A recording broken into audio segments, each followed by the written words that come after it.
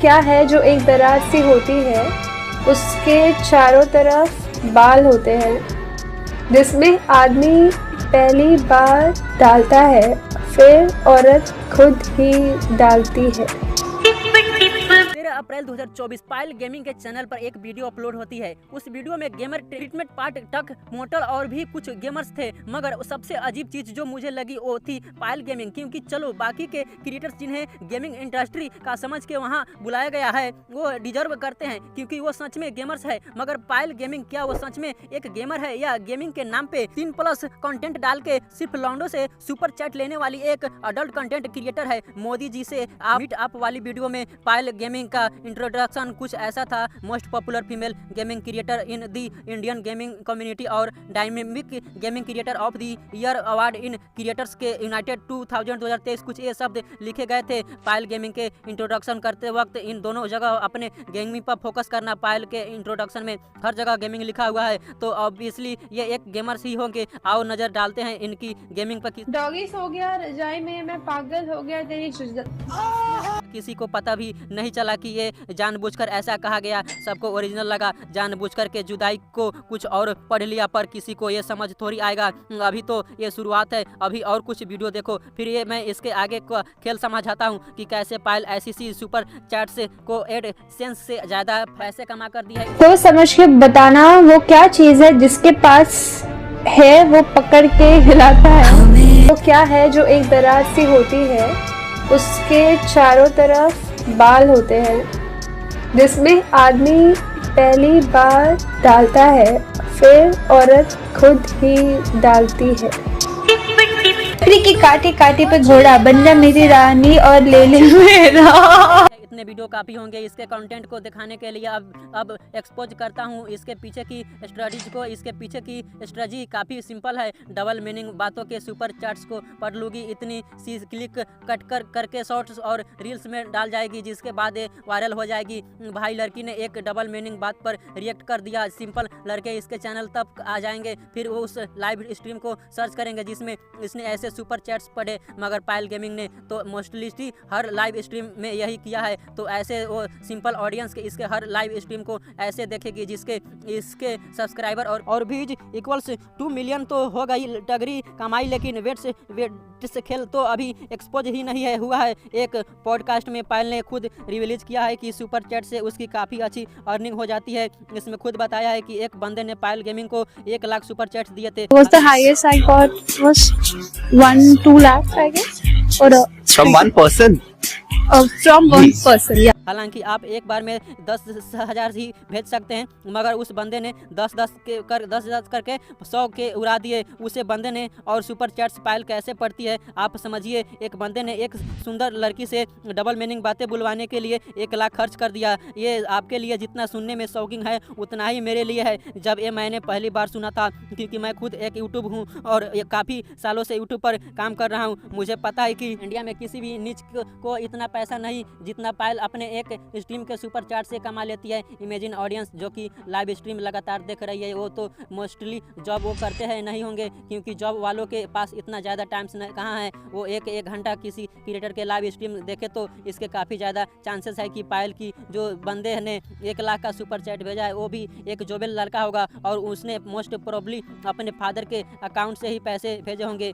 मगर लड़का एक स्ट्रीम में चंद सेकंड में की अटेंशन के लिए पैसे उड़ा रहे हैं। सुपर चार्ट्स पायल की इनकम की एक बहुत बड़ी सोर्स है। इतने सुपर चार्ट्स जनरली किसी स्ट्रीम को नहीं मिलते जितने पायल को मिलते हैं, और इस चीज़ को पायल काफ़ी ज़्यादा अच्छे से समझ चुकी है कि कैसे लॉन्डो को पैसा देने पर मजबूर करना। Oh my God, Santu ji, thank you so much for $200 अब इसके पीछे के रीजन पे एक नज़र डालते। पायल सुंदर है जिसका भरपूर फायदा है उठाकर जानबूझकर वो ऐसे सुपर चैट्स पिक करती है जो डबल मीनिंग हो, क्योंकि हमारे देश के लॉन्डो को न जाने कौन सा ओरिजिनल आता है। एक सुंदर लड़की को कुछ डबल मीनिंग बातें सुनने पे पायल ऐसे सुपर चैट्स पर रिएक्ट करती है। एक अच्छी सी प्रॉपर ब्लश वगैरह करते हुए रिएक्शन देती है, बैकग्राउंड में संगम लगाते हुए, और वो वीडियो शॉर्ट या फिर रील्स पे डालते हैं, जिसके बाद वो वीडियो सिम्स तक पहुँचते हैं और उन्हें लगता है कि इतनी सुंदर लड़की डबल मीनिंग बातों पे बिना किसी हेजिटेशन के रिएक्ट कर रही है, तो क्यों ना मैं भी अपनी एक घटिया सी डबल मीनिंग शायरी सुपर चैट के थ्रू भेज दूँ ताकि वे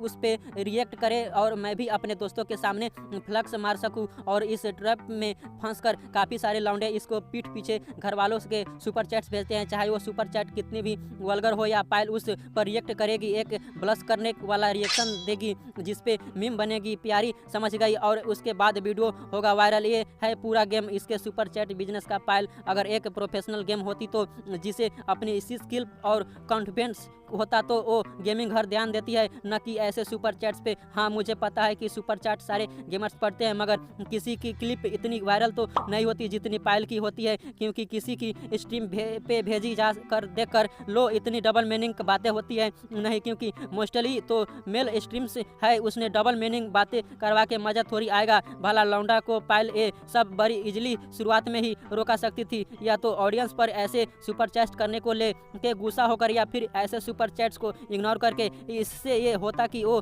जो लड़के इसको डबल मीनिंग सुपर चैट्स भेजते हैं वो ऑटोमेटिकली कम हो जाए, क्योंकि ये उनको इंटरनेट ही नहीं कर रही होती तो उनके पास पैसे वेस्ट जाते हैं। मगर नहीं, पायल को ये पता है कि अगर ये अर्निंग के मामले में मोस्टली मेन स्ट्रीमर्स को बेट कर रही है तो उसके पीछे कहीं ना कहीं ऐसे सिंपल ऑडियंस का इंटरनेटमेंट ही है। एक सुपर चैट में किसी ने इससे मंथली इनकम पूछ ली थी, जाने वो कितनी है?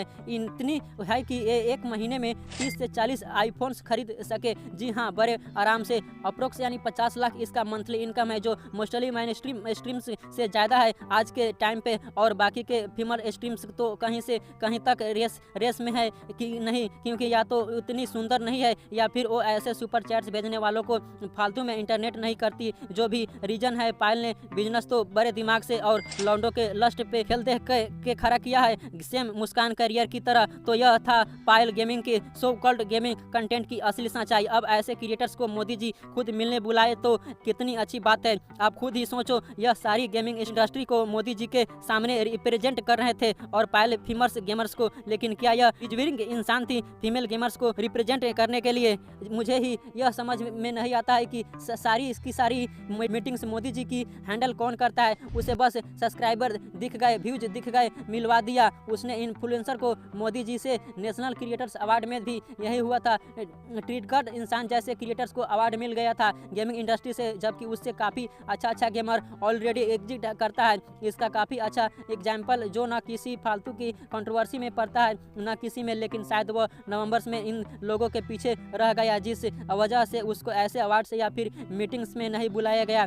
पॉपुलर फीमेल गेमर्स वैसे ही काफ़ी इंडिया में कम है, उनमें से जो मेन स्ट्रीम है, जो नंबर 1 गेम, कई मेल गेमर्स भी है आगे है। अगर वह अपने स्किल से ज़्यादा सुंदरता और वल्गैरिटी की वजह से जानी जाए तो यह काफ़ी अपॉर्चुनिटी है। बात होगी पूरी फीमेल गेमर्स के लिए, क्योंकि यह न सिर्फ उन्हें बदनाम कर रही है बल्कि उनसे आने वाली अपॉर्चुनिटी भी छीन रही है। मैं ऐसे लड़कों को भी कहना चाहूँगा जो ऐसे सुपर चैट्स भेजते हैं कि अगर तुम्हें किसी ज़रूरतमंद इंसान को पैसे देने की कहा जाए तो तब तो निकलोगी नहीं तुम्हारी जेब से, मगर एक लड़की से फालतू सा रिएक्शन पाने के लिए तुम हज़ारों वेस्ट करने के लिए तैयार रहते हो। और जाते जाते पायल से भी बस यही एक बात कहना चाहूँगा कि अगर नाम के आगे गेमिंग लगाया ही है तो आपको नहीं कि गेमिंग करना ही ज़्यादा अच्छा रहेगा। ऐसे छपरी लोगों को इंटरनेट करके आप में और इंस्टा पे वल्गैरिटी प्रमोट करने वाली फीमेल क्रिएटर्स में क्या अंतर रह गया है? आप भी तो वही कर रही हो जो वो कर रही है, लड़कों से अटेंशन के लिए लस्ट का यूज। तो दोस्तों, आपने इस वीडियो में क्या सीखा और आपका क्या ओपिनियन है हमारे इस कमेंट बॉक्स में जरूर देना। मिलता है अगले वीडियो में, तब तक के लिए जय हिंद,